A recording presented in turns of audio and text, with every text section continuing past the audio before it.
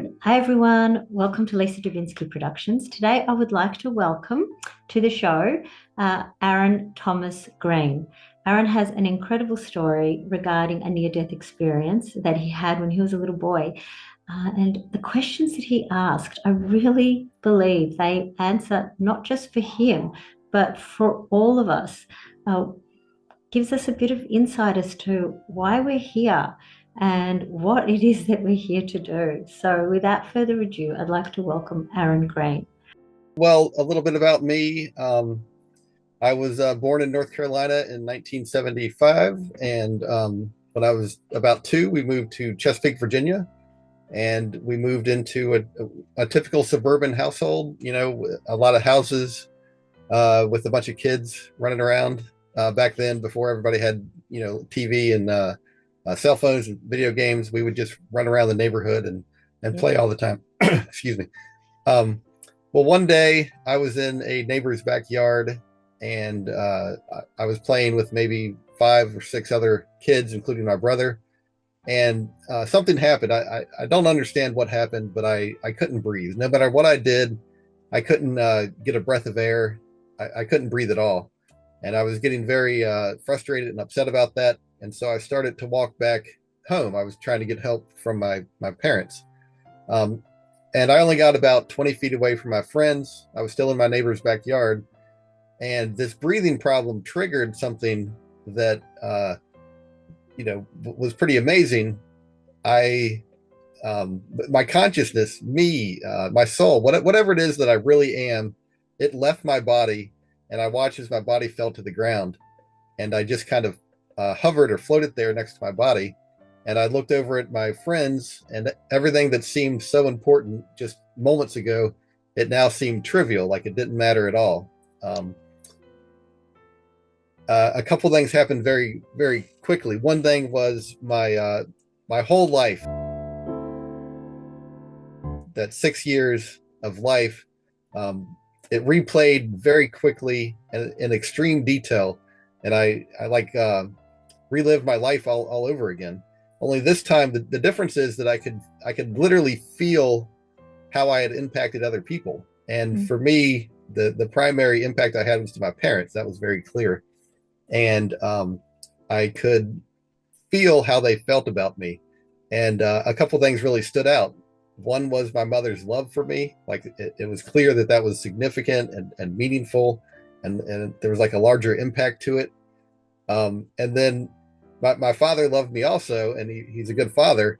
But what stood out, I think it's kind of funny now since I have my own kids, is his frustration with the crying, changing the diapers, Yeah. that kind of stuff. I could literally feel that frustration. Yeah.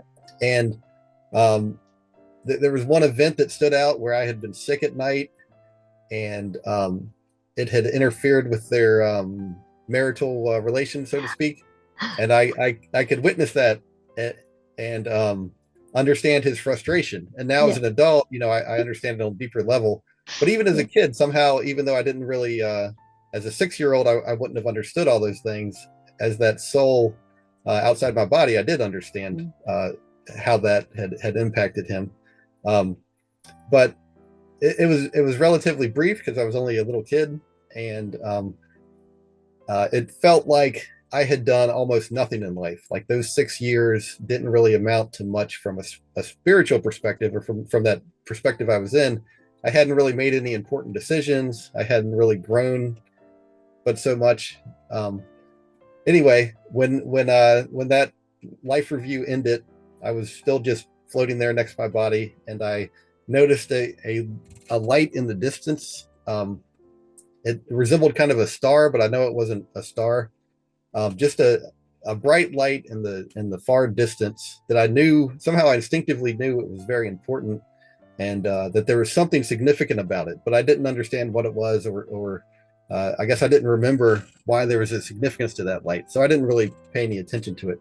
I just kept floating there, kind of near my body, and kind of wandered around aimlessly in that general area. I would have questions, and as I would have questions, answers would come to me. And one of the questions I had was, what am I? It was clear that I wasn't just that body. And I was able to kind of see myself from the outside. I don't know how that works, but I could see Mm. what I looked like, and I was just like a round orb of consciousness. Um, as a kid, it reminded me of an egg, just a round orb, and there was some faint light from within, like a very dim light, but it was noticeable. And there was some more details to it that I didn't really understand and couldn't explain. But that's just what I was like just an orb of consciousness. And then I had further thoughts, and as I would have these questions, it was like an answer would come to me in extreme detail, and it was like I relived what something I had previously experienced. And so I had the question, where did I come from? And immediately this memory that I had, it was like it replayed for me, and I resaw how I guess came into existence. It started with I was a I was like a that round ball of consciousness with hundreds or really thousands of other souls that were just like me, and we were all simple and ignorant. We didn't really know anything, but we were happy and content. We were kind of like in this what I would call an ocean of light, or a sea of light. It was almost like we were one water particle and we were all together, and it was very, very bright. And we were safe. We were content. There were no problems, and there never could be any problems. And we just kind of existed like that, and we were all happy and friends with each other, and there was no problems. It was very nice. And periodically we would get these treats that would come down to us. As a kid, it kind of reminded me of getting a cookie. It was something that you didn't need to have, but it was nice. It was nice to get. And one time, there was one fewer treats than there were souls, and so we all knew that one soul wouldn't get this gift or this treat. And so I made the conscious decision. Okay, I know that all of these other souls around me are just like me, and that they all want this gift or treat. So I'm going to pass on this so that all these other souls can have what they want. And when the last treat came down to the last other soul, I was very, very gently lifted up out of this group. And the care with which I was lifted was very noticeable. It was obviously some sort of powerful force was lifting me out, but lifting me with extreme care.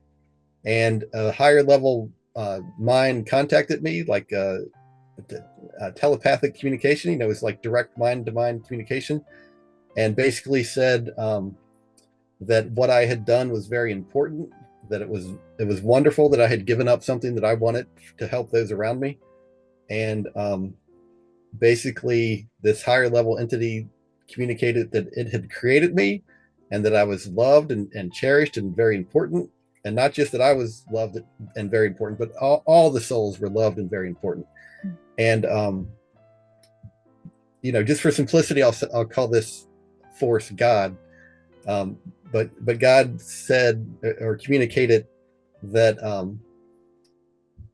I had been created, and I was very loved, and that in order for me to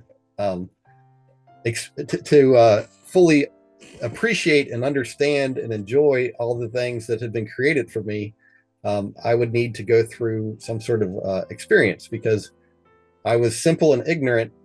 And in order for me to really enjoy it and understand and appreciate everything that God had in store for me, I needed to grow and learn and develop, because I was immature, and I couldn't. The state I was in right then, I couldn't fully appreciate everything that God had in store for me and for everyone else. And I kind of asked for a little more explanation, and essentially it was very straightforward. God is loving, kind, compassionate, honest, accepting, respectful. And in order for me to appreciate everything that God had created in the universe, I needed to freely, of my own free will, develop and become those same things: loving, kind, compassionate, honest, etc. And so I asked God, well, couldn't you just change me? Couldn't you make me like that? Um, you're clearly very powerful. Can't you just change me and make me like that, so that I don't need to go through any sort of learning or education. And God said, absolutely. God was fully capable of changing me like that, but that one of the core reasons that we were created was to have free will. Like that was extremely important for God, and God was not going to trample our free will. I think that one of the keys here is God is so unbelievably powerful compared to us that for God to forcibly change us, it just doesn't work. It's not the kind of creation that God wanted. That's not how God wanted things to be. God wanted us to have free will, and God was going to respect that free will, even though that means things are going to be more difficult for us. So I agreed. I thought, okay, well, I guess that makes sense. And God explained that basically that God had created this entire learning system, and God was absolutely confident that this was worth it. There was no doubt about it, and the confidence that God had was really palpable. Like you could feel that confidence. There was no doubt that this is the best way that things were gonna the best way to handle things, and that if there was any kind of change that would have made it better, God would have made it. Um, anyway, God then asked if I would like to see His face, and I agreed, and my attention was turned away from the souls that had been my companions to something different. And what I saw was like a huge sun-like entity with billions and billions of souls all together, all kind of intermingling, and extremely happy, way happier than the group I had been with. And some of those souls, they understood that I was there, and it's like they came to the surface. And as they came to the surface, I could see their face more clearly, and they basically welcomed me into existence. They explained that I was going to join them when I was ready, and they understood that what I was going to go through was difficult, but they also understood that I was going to join them eventually, and that when I did join them, that was going to be very happy for them, because every additional soul that joined them, it would increase the happiness of the group. And so they were excited that I was good, even though there was billions of them, they were excited that I was going to join them, because that would be like even a little bit better. And they assured me that eventually I would join them. And so God then asked me, are you sure that you're ready to go through this? Are you willing to go through this education or adventure or trip, whatever you want to call it? And I agreed, and God was very pleased with me. And it's like I was I don't know, shot out of a cannon. Like I was moving very, very quickly away from where I had been. And I guess I was entering this physical universe, and God was like still contacted with me telepathically and still communicating with me. And we were looking at all these different planets that I could go to. There was probably thousands that we looked at. There was there was a lot. Okay. And I don't know any details, but it was all kind of the same idea. I would go there and live some sort of life. And in the process, I would get the education that I needed, the experiences that I needed, so that I could go back and enjoy what God had in store for me. Whichever planet I went to, it didn't really matter. They would all allow me to develop, grow, learn, become compassionate, kind, honest, caring through my own kind of trial and error process. So anyway, eventually we looked at Earth, and there was something about this planet. I don't know exactly why, but I was absolutely positive this is where I wanted to go. I was sure. There was no doubt for me. Something about this planet just was perfect for what I wanted. And so God asked me, "Are you sure?" And I said, "Yes, I'm sure." And this was a repeated theme. Anytime I would make a decision, there was always a "Are you sure?" kind of question before it was finalized. But once I agreed, then that was it. That was final. The decision was made, and I was going to be coming to Earth. And so with that, it was like my initial question had been answered. Where did I start from? And then I was back to floating around in my neighbor's backyard, just kind of wandering around aimlessly. And I had another question. I wanted to know, okay, well, how did I become Aaron? Like, why am I living this life now? What's going on? And so, very, just like before, a memory replayed, something I had been through. I got to re-experience it again. And so this time, I was, so for the first memory, I was an immature, kind of like brand new soul. In this experience, it was clear that I was a more experienced soul. Like I had been through some stuff. Okay. It's like this wasn't, I had been around the block, so to speak. I wasn't so new. Mhm. And I kind of understood the situation I was in. At the beginning of this memory, it's like I was in a rough state, so to speak. I wasn't my best. I wasn't my best self, I guess. And I was with some guides, and the guides were trying to help me plan my upcoming life on Earth. And um, I was hesitant. I didn't want to come to Earth again. Like it was. It's like I had made mistakes, and I was scared of myself and making more mistakes, and so I didn't want to come back to Earth. I'm not going back, and you can't make me. And my guides agreed. Okay, you're right. We can't make you come back, but let us show you. Here's some souls that you will help if you go back. And they showed me some souls that I would help if I came back. And I then agreed. I wanted to help these other souls. I agreed. Okay, maybe we could look at the options, kind of thing. I was willing to consider it at that point, even though I was very hesitant. I didn't really want to come back. They couldn't force me, but they kind of got me to agree by showing the benefits that would come from this. And so they had they showed me one life that I could lead, and it was the person was dominated by like anger and hate, and I think they had like a rough childhood, and I just flat rejected it. I was like, there's no way I'm doing that. No. And they respected that. I think the deal was that as a soul living in a life of someone who's dominated by anger, like you would constantly be working against that anger, trying to not do all the stuff that you want to do. You would just try to function in society, and that would help you grow spiritually away from the anger because you would be constantly Right. working against it. And Okay. but I was like, no, I'm not doing that.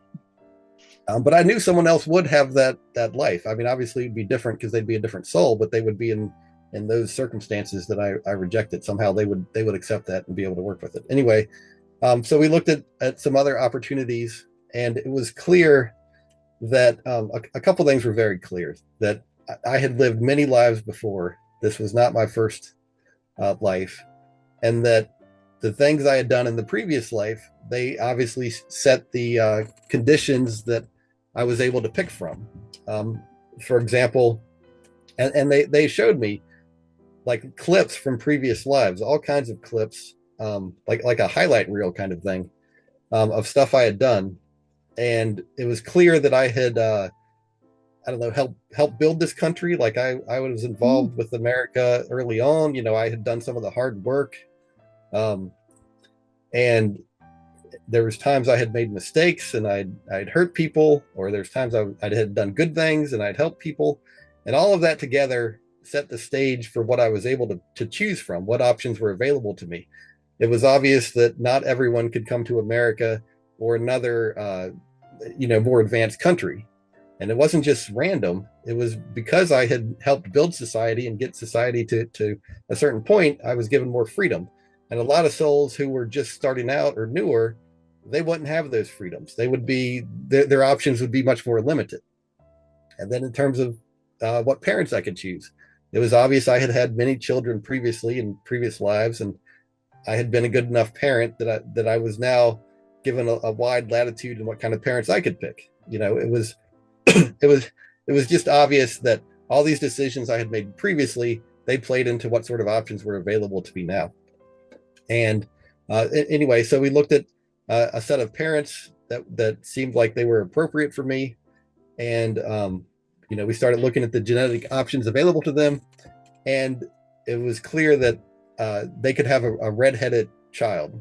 based on the genetics available to them. So I could be a redheaded girl, and I really like that because as a redhead, I could see that that was kind of a rare hair color in the world, and that was just obvious. And I really liked having an unusual hair color. I really thought that would be great. Um, it really appealed to me, and I wanted to be a girl because I felt like girls were less prone to be violent. Mm-hmm. Like that was a big concern of mine. I didn't want to hurt other people, and because I had hurt people in previous lives, and so I didn't want any part of that because I knew that spiritually there was a huge downside to hurting other people. So we started looking at the details of what that life would look like, and it was clear that me as a redheaded girl, somehow my personality and my looks or something about it didn't quite work. I would have been kind of an odd person, and I would have had a lot of difficulty getting married, making friends. Somehow it just didn't work with my soul or whatever. So we started looking at other options, and so I thought, well, what about a redheaded boy? And the options for that were even worse.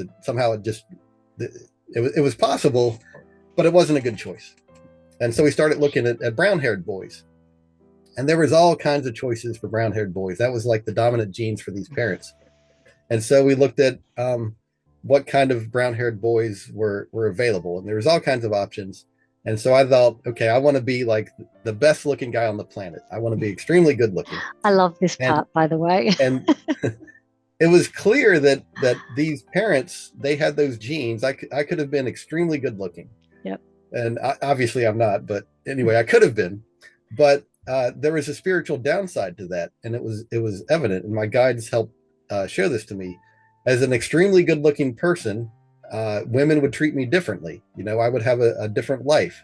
There would be options available to an extremely good looking person that aren't necessarily available to a more average person. And that where I was in my development, I wouldn't be able to resist certain temptations. And there's a spiritual downside to being too promiscuous or giving into that sort of temptation. And that was all clear. And I didn't want that. I didn't want the spiritual downside that went with what being extremely good looking would have been for me. So I backed my attractiveness down to, something okay, but nothing extraordinary, obviously. Anyway, and then we looked at intelligence, and it was very similar. I wanted to be the smartest guy on the planet, just extremely intelligent. And it was the exact same thing. The guide said, they showed me that I would become arrogant, I would be conceited, I would have difficulty relating to other people, and I would end up being an atheist, and I would kind of be a lonely person. Even though I would be extremely brilliant, I would end up being kind of lonely. And so just like with looks, I backed down the intelligence to an intelligent person, but nothing extraordinary, right? I'm not setting any records here with my intellect, but anyway, when I arrived at the correct point where I felt like I could contribute to society, help make things better, but not so intelligent that it would cause me problems. And so we kind of reached what I thought was the appropriate level. And then we looked at other physical aspects. It's safe to say we looked at everything down to the most intimate detail. I understood what kind of body I was looking at and that I would potentially enter. And when we got the body picked to where I thought it was good, the guides pointed out, well, there's an unintended consequence of this body that you've picked. It will have bad acne as a teenager. You will have a lot of pimples on your face. And so we looked more closely at that, and it was clear that for a couple years I would have really bad acne as a teenager. And from a spiritual perspective, it was really a couple things really stood out. One, it was how brief 2 years looked from a spiritual perspective. It seemed like almost nothing, like just so unbelievably brief how 2 years appeared, and how I was willing to subject myself to that frustration for 2 years partially because it seemed so brief. But then also it was clear that going through that difficulty would help me in my spiritual growth. Like it would actually benefit me to go through that difficulty. And because of those two reasons, it was brief and it would actually end up helping me. I agreed to go through that. And then and so the guides started looking at some details that they had planned for my life, and they would show me they would, like I had mentioned, they kind of like showed me clips from previous lives. And so they showed me a bunch of clips from previous lives. And I had done some good stuff, which is great, but I had also done some bad stuff. And some of that bad stuff, it's like I had written a check in a previous life and now I had to cash it, or there was half of an equation that was set up in a previous life and now we had to balance out the equation. Or you could say, I know it's kind of cliche, but karma is just a great way to describe it. Also, I had karma from a previous life that I carried with me, and it was like baggage. And the only way to get rid of it is to experience what I had made other people experience. Like that's just how this works. And there was a lot of stuff they showed me, and the most simple and straightforward example, they showed me that in a previous life I had been kind of a big strong guy, and I had gotten into a fight with another guy and I had beat him up pretty bad. And at the time I felt like I was justified, like he deserved it, kind of thing. But looking at this event with my guides, it was clear that I had gone too far. Like he didn't deserve me beating him up the way I did. It was too much, it just clearly was not warranted at all. And so my guides were showing me that a plan for my life where I would, to make a long story short, I would get in a fight as a young teenager and have my nose broken.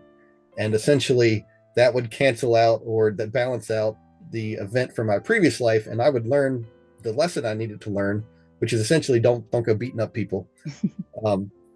I would be able to learn from this whole experience, and I would be able to, I guess, rid myself of that past karma, which kind of like holds your soul back and prevents you from moving to higher levels.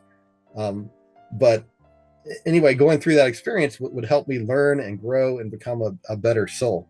And so I agreed to that experience, even though I knew it was going to be difficult. And then they showed me other things that I had done in previous lives. And some of it, I don't really want to share it, I guess. I would love to share it just because it explains things so well, but it makes me look like a really bad person, this stuff I've done in the previous lives. But I know other people have done similar things. Absolutely. I can imagine that we've all done horrific things or bad things or negative things, because that's part of the growing process. Exactly. Yes. But seeing some of this stuff I had done in previous lives, like I would never do some of that stuff today. Like I'd hurt people, I'd taken advantage of people, I'd misused my power or authority or position in society, whatever you want to say. Yes. I screwed up everything at some point in time in the past. And now I'm getting some of that. And it's not a punishment, or it's no sort of punishment. It's an education. I'm just receiving what I gave to other people. And through that process, I can now learn and become wiser and a more intelligent soul. Anyway, and I saw some other interesting things, like that I had, there was some kind of plague. I think I was in Europe, and I had died as a small child in some sort of plague. And somehow that, I think maybe I don't have to deal with being sick as much, perhaps. I don't even understand why I saw that, but there's a bunch of little things like that I saw, and it was clear that the overall picture was very clear. The stuff I had done in the previous life, it was now coming to play in my current life, both good and bad. And I needed to agree to a number of these things before they would happen to me. But most of them I just agreed to because I knew it was for my own development, and that it would ultimately help me to achieve my goal, which was to move to higher spiritual levels, to become happier and reach the end sooner. So anyway, we looked at all these different things in my life, and then we took a closer look at my parents. It's safe to say that in the spiritual realms, there's no secrets. I knew about their relationship. I knew what kind of where they were on their spiritual journey. It was clear how developed they were, where they were, what kind of parents they were going to be. My guides pointed out that my father kind of he was kind of an angry person at times, especially when I was little, and that would be that would be kind of a difficulty. That would be a problem. He was a good father, but he was kind of angry. He would get mad about nothing sometimes, Mhm. and they showed that to me. But I agreed to it because he had other positives that I liked, and it felt like the right fit for me. And I could see that I would have a brother, and I could see what kind of relationship we would have, what kind of clothes I would wear in life, how my intelligence would work. And it was it was clear that they had a plan also for the job I would have. Like that was planned out. That was part of the souls that I would help, where some of them were going to be work at this job that I would have. And that was all planned out. It tied into a previous life that I had. Like this job was like the perfect fit. And then we looked at the names that I could have. And I was, Wow. because it was going to be my name, I had more control over what that name would be. Like usually you aren't able to influence other people, but because it was my name, I was able to influence my parents a little more than you can with other events. But I was able to basically pick my own name, and so I saw there's something about my name, Aaron Thomas Green. There's a lot of like hidden meaning in there that for me I thought was great because they related some of those names related to past lives. I'm an electrical engineer, and the name Green, there's an EE in there. AA, Alcoholics Anonymous. I had a drinking problem in the past, and Wow. AA was very helpful to me, and that was all planned out. But those hidden meanings in my name, like I really liked them. I thought it was cool, and so I wanted that name, and it was very easy to influence my parents to pick that name. Somehow I was given that I was able to do that. And anyway, so when we had all these different things picked, my guides, we looked at the overall life again, from a whole holistic picture. And my guides basically said, are you sure you're willing to live this life? Are you sure you're willing to do this? And I asked, will I be able to help these other souls that you showed me? And they said, yes, you will be able to help these souls. And then almost as an afterthought, I thought, well, will I help myself grow? Will this benefit me? Because it was clear that I had like screwed something up in a previous life. And they said, yes, this living this life will help you. And so I agreed to it. I agreed, okay, I'm willing to come here. And so then we witnessed the conception of this body, not from a like a sexual perspective, but from like a spiritual perspective. And the creation of this body was a beautiful thing. It's hard to describe, but it was a very significant, beautiful event from a spiritual perspective, and I was able to watch that. And then I could see that I was kind of like loosely tied to the body at this point, and then right before birth, that's when I was like tied more fully to this body, and then that was kind of like the end of that spiritual memory. And so I was back to floating in my yard, and I had more questions. I wanted to know,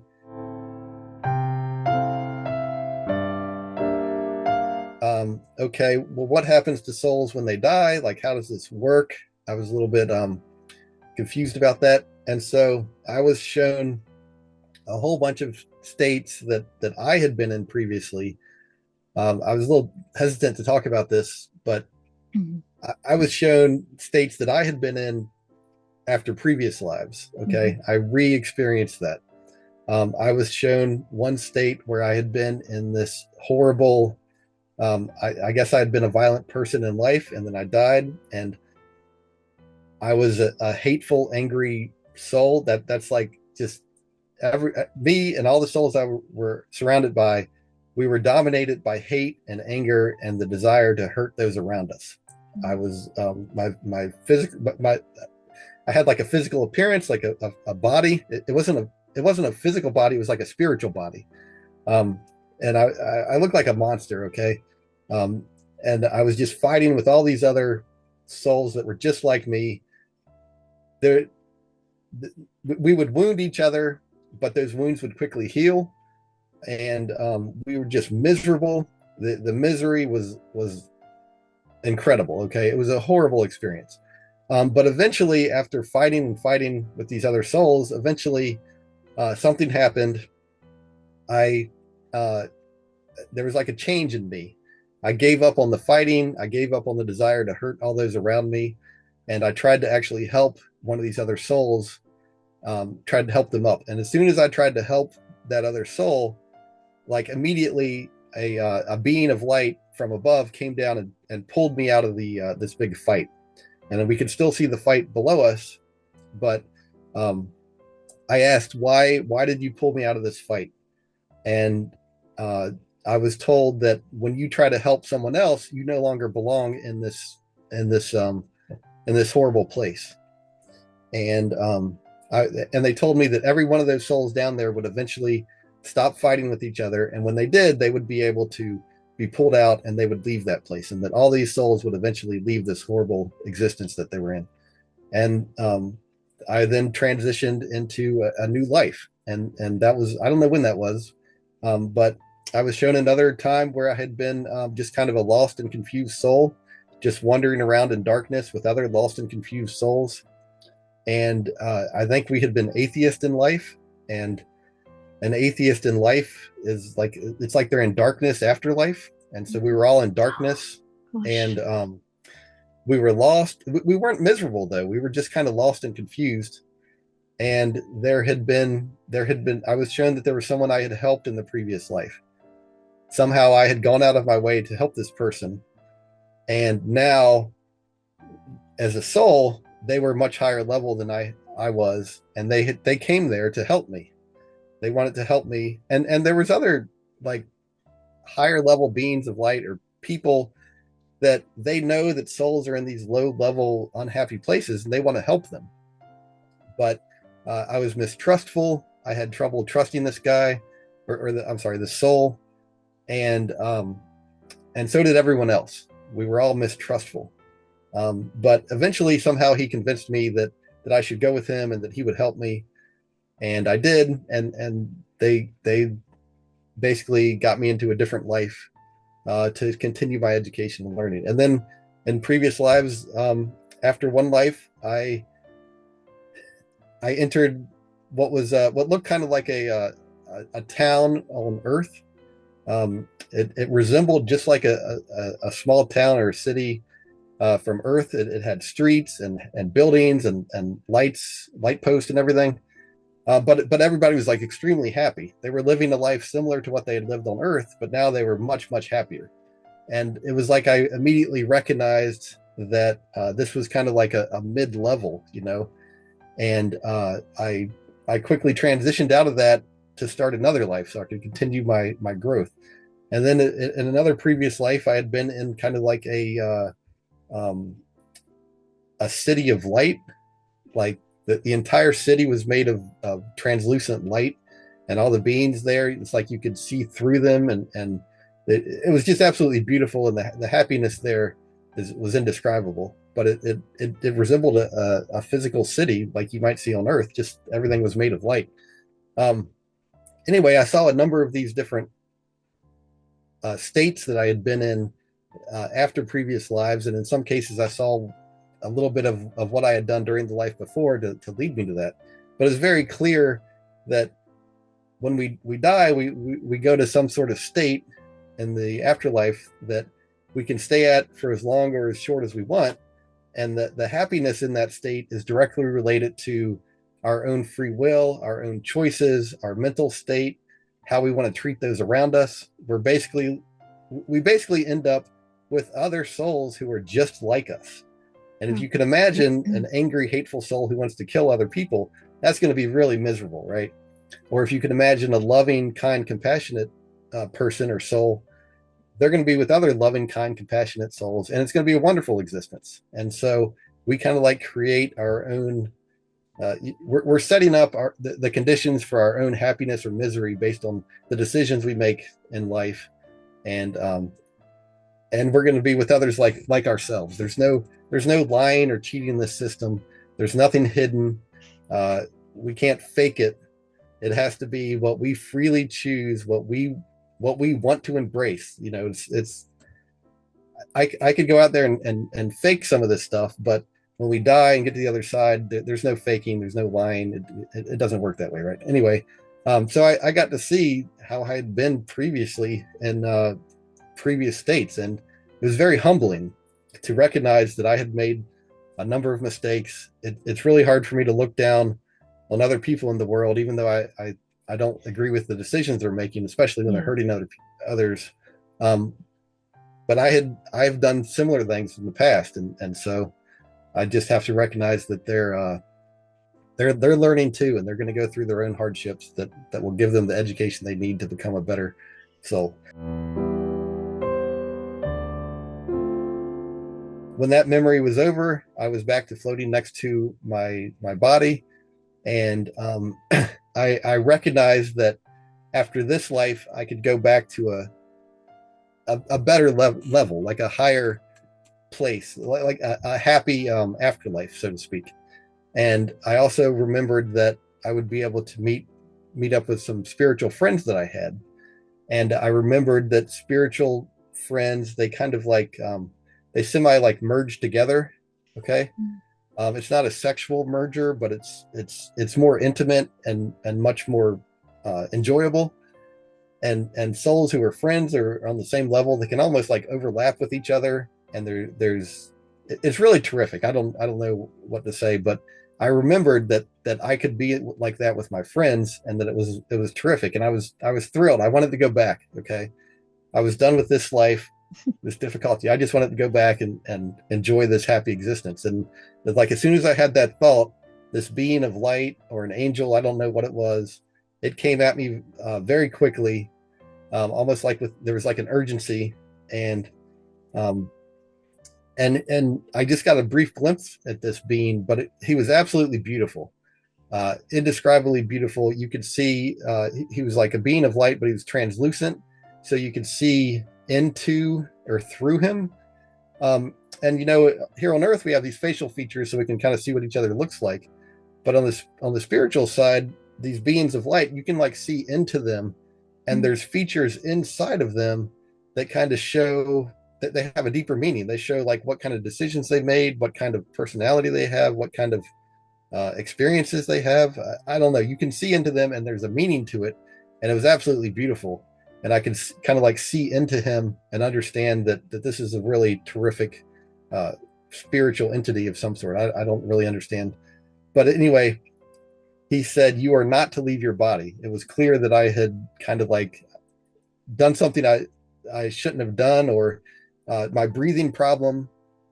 I guess it wasn't supposed to trigger my soul to leave my body. Like I had kind of like, I don't know, worked the system or something. Anyway, I shouldn't have left my body. And so when he told me you're not to leave your body, it's like I was like back in my body. And I stood up, and I looked at my friends, and I had no breathing problem at this point. And I walked home, and I tried to explain this to my mother, but as a little kid, there's no way I could explain all this to my mother. It was basically impossible.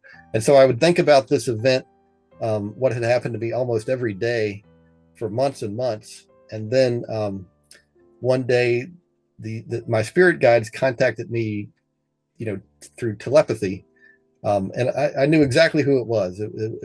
It's like a fingerprint or something. Like it was clear who was contacting me. I remembered them, and they essentially said, "Hey, we need to hide this experience from you. It's interfering with your ability to live life the way life is intended." And I asked, "Well, don't you want people to understand about the spiritual side of things? Don't you want people to know all this stuff?" And they said, "Yes, we do, but for you, it's interfering with your life. It's not the way life was intended to be lived. With your knowledge, you can never develop any sort of faith, okay? Because God is real. You can't live in the conditions where you don't know that God is real, and that will interfere with your decision making. Basically, you won't have the life that it was intended to be." And so I asked about faith. I didn't understand, and they tried to explain it to me, but it was too complicated for me to understand. But basically, they said, "Look, all you need to know is that faith is important." And by faith, I mean faith in God, the acceptance of the existence of God, even though you don't have the kind of proof that people want in this life. Anyway, so I agreed, and they hid my memories, but they told me that I would get them back someday. And I didn't think about my experience anymore. I, it was like off my radar. And I lived my life. I grew up. When I was 12, I to make a long story short, I got in a fight at school, and this guy broke my nose. It was very difficult. I had a huge black eye for weeks. The whole school knew what happened. People, I was 12 year olds. It's middle school. Okay, not everybody was nice to me about this, right? There's all kinds of mean stuff people would say to me. It was a difficult experience. Um, I had no idea that this was something I had agreed to. I got a little older. I had horrible acne, like the worst acne in the school. And that was difficult. Obviously, when you're 13, 14 years old, it's hard to go through that. And other kids aren't necessarily nice to you, Yeah. especially back then. Um, anyway, I got older, got married, had 3 kids. I worked as an electrical engineer. I, um, at one point I had a pretty bad drinking problem, but I found Alcoholics Anonymous, which was very helpful for me. And I had no idea that any of this kind of stuff was planned out. And eventually, about 12 years ago, I was reading a Newsweek magazine article about Eben Alexander. He's a neurosurgeon who had a near-death Yes. experience. You can watch his videos. He's done lots of Yeah. interviews, and he's written some books.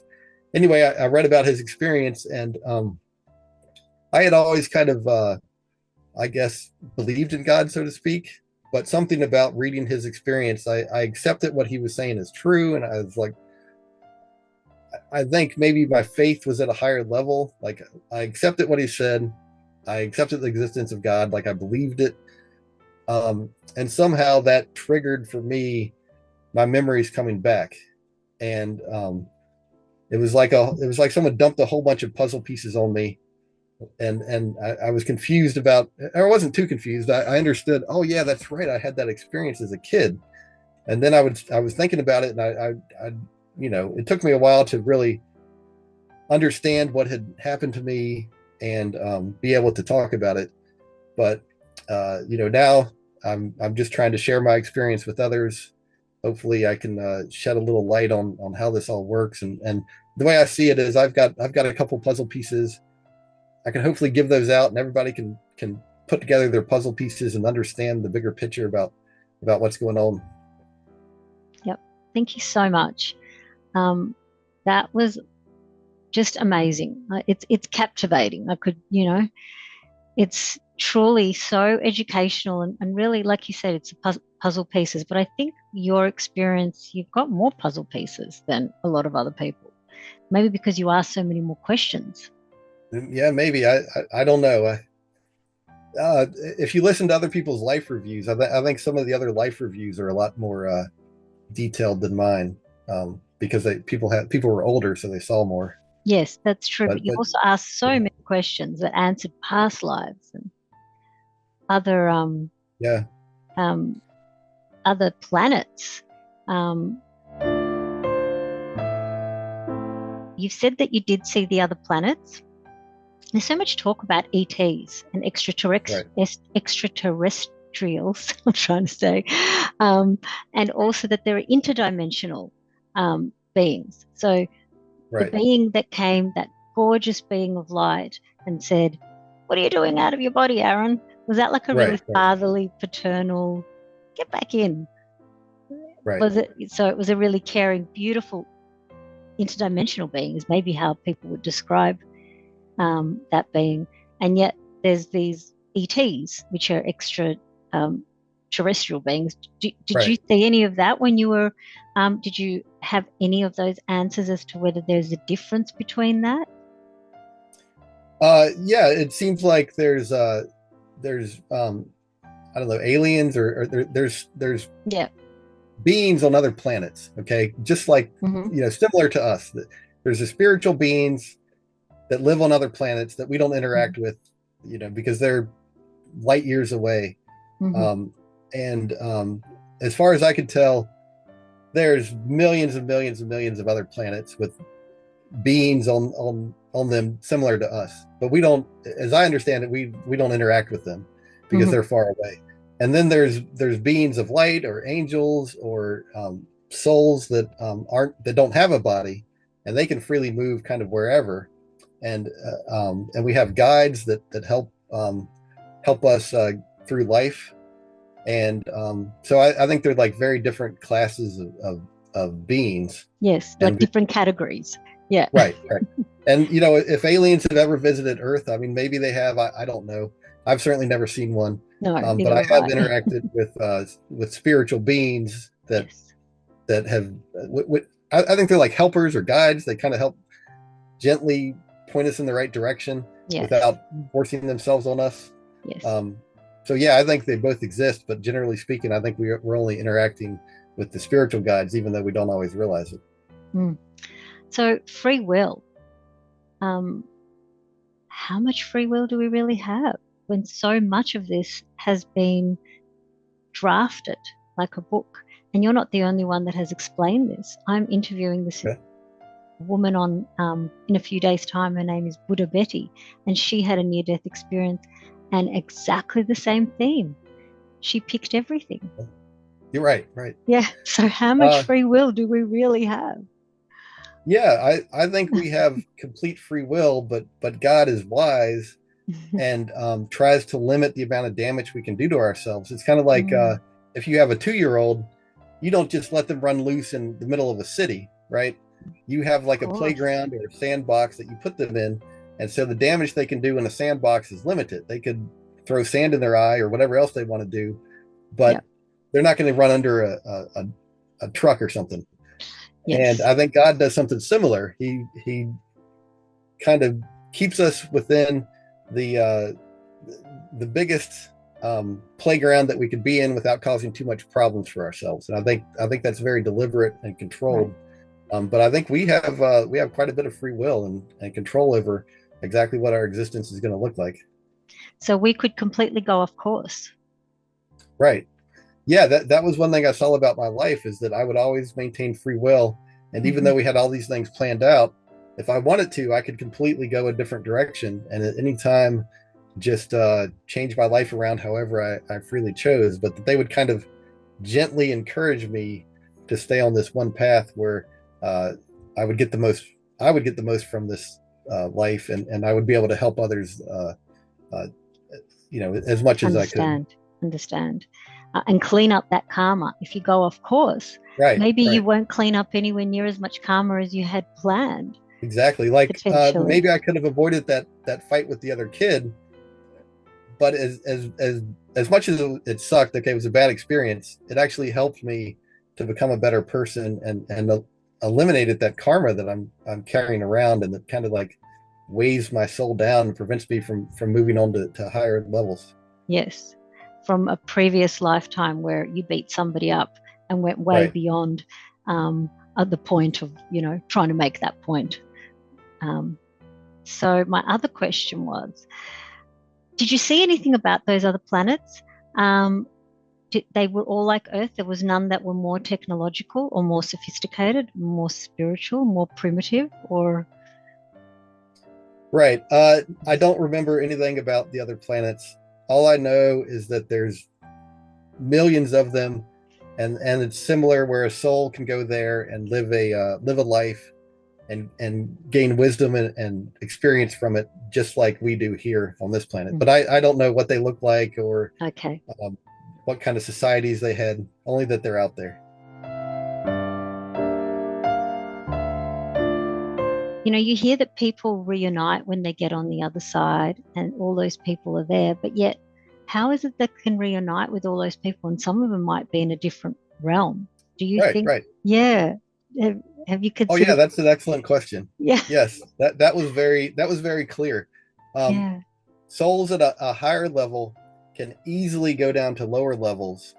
Like, it's very easy for them, but they lose happiness and they lose like intelligence and wisdom.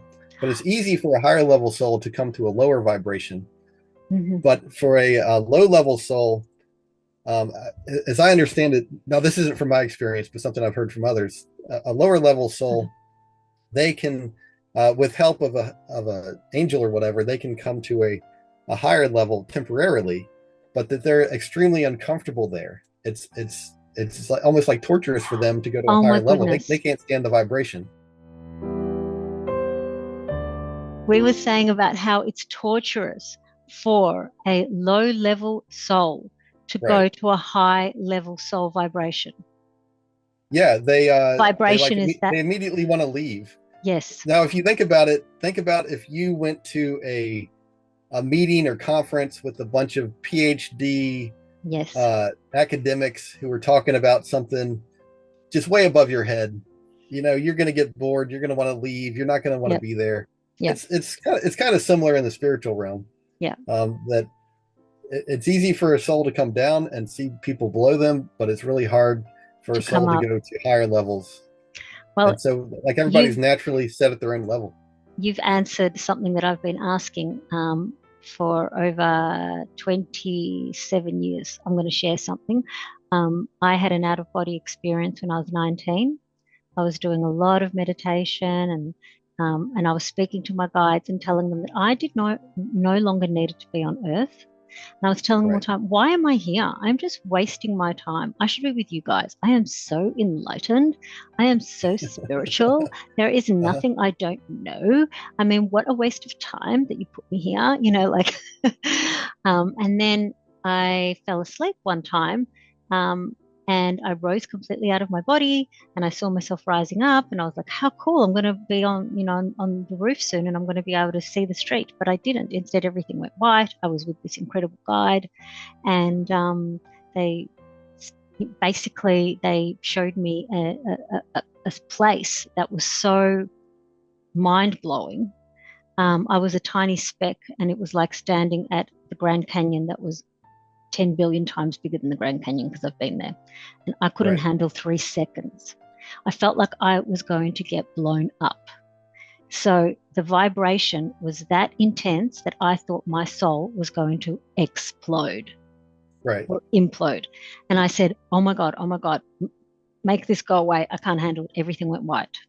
Anyway, Right. we repeated this 3 times. And each time it did not get any easier. Each time that I said, okay, let's do this again because I'm a ADHD junkie probably or something and I like to take risks. One time was not enough. So we did it again, did not get any easier, horrific. I thought I was going to explode.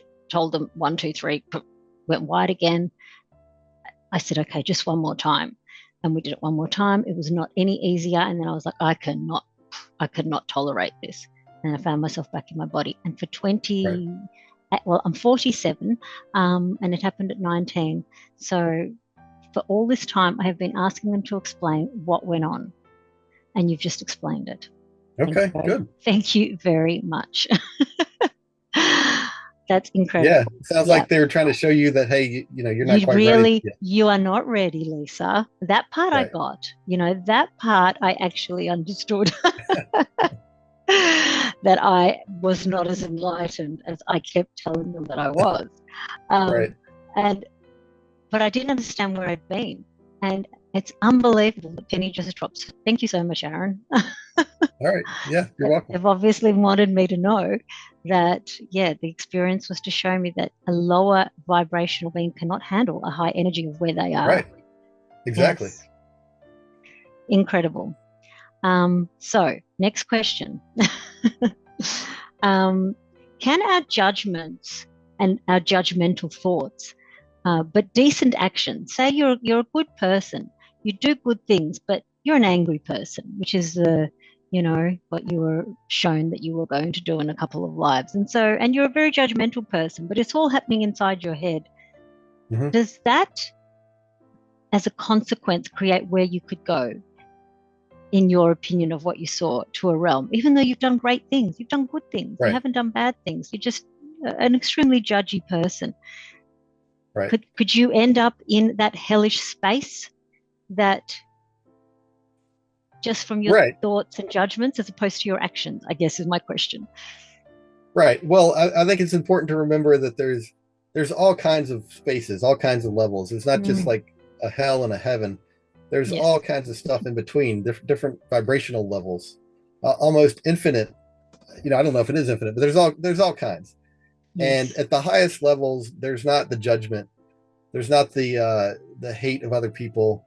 There's just compassion and love and acceptance. And so, uh, if we're judgmental of others, that's not really how we're meant to be. I mean, obviously, we can't. We can judge that. Hey, it's wrong to. You shouldn't be killing people, but you don't want to like be overly judgmental.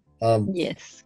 I think that what you bring with you when you die is your own mindset, uh, your own way of thinking. Like that stays with you. That doesn't change as soon as you die. And that judgment you have on other people, that's going to get turned around, and you're going to be judging yourself with that same level of judgment that you have developed through your entire life, judging other people. And only now you're going to be applying it to yourself. And so if you're overly critical of other people, well, now you're going to be overly critical of yourself, and that's going to hold you back. And so I think it's important that we try not to be so judgmental of other people. And ironically, that seeing all this horrible stuff that I had done in previous lives, I mean, I wasn't like that horrible. I think I was probably just more normal for the time. Anyway, that does give me the benefit of being a little less judgmental of other people, because I realize, hey, I've done bad stuff too. I'm no saint.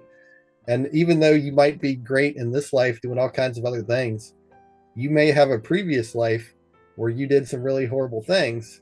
And if you have that judgmental attitude against other people, you might still have that judgmental attitude against yourself for stuff that you had done in a previous life that would, and all of that might hold you back from reaching higher, happier levels. Absolutely. That makes so much sense. Do you think we will all end up at that incredible high vibrational God level? Yes. That beautiful creator that you saw and all those beings within that creator, which, by the way, others have explained that that's what they've seen as well when they went on the other side, when they had the near death, whatever we term it. They saw it as an incredible ball of energy, like the sun, but even more incredible, and souls were coming in and out of it. Right. A consciousness, a ball of consciousness, not a male body, male. Yeah, exactly. Man with a beard. Yeah. Oh, that's right. Yeah. If I could say something there, yes, I think everyone's going to eventually make it there. And then I said he for God. I only say he because, unfortunately, our language doesn't have a good gender neutral pronoun. He's just not accurate, but it's just what we say. But it was clear that God completely transcends the idea of male and female. It's so much more than that. I wouldn't say I saw Jesus, but it seemed like he was alluded to, or there was like there's kind of like there's more to that. There's more to Jesus than meets the eye. There's obviously Jesus from the Bible, but from what I could tell, Jesus is so much more than that. And it seemed to me that Jesus was he's at a higher level than the rest of us, and that Jesus was responsible for a lot of the decisions made about how our universe was structured, and that it's kind of like if Jesus had set up a lot of these rules that govern us, there's a room for criticism. Like a soul could go through life and then say, "Oh, well, Jesus screwed up. I don't agree with this. This is not the way to do it." And so, in order to mitigate that kind of criticism, Jesus came here. Jesus experienced the worst of what life has to offer. I think probably Jesus has been here more than once. That's my personal opinion, but Jesus has done the hard work necessary so that you can't really criticize him, because he has.